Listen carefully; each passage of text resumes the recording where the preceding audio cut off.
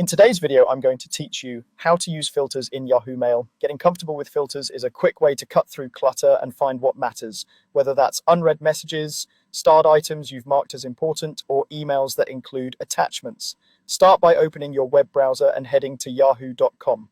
On the home page, look toward the upper right corner and select Sign In.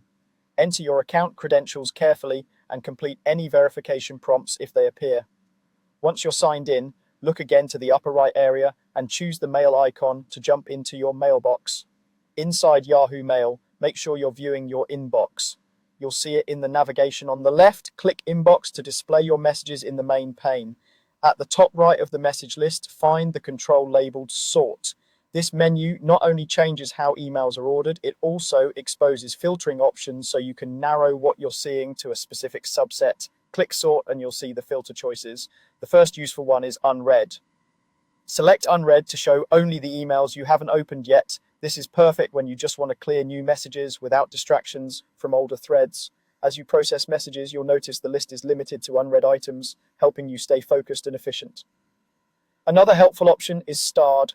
Choose Starred to display only the messages you've previously marked with a star.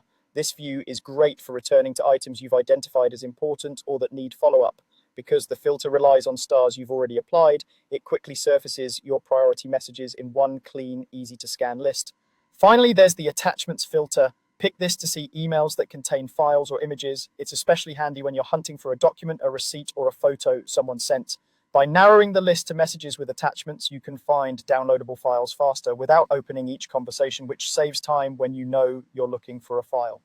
A quick note, filters adjust the view in the folder you're in, and they're temporary.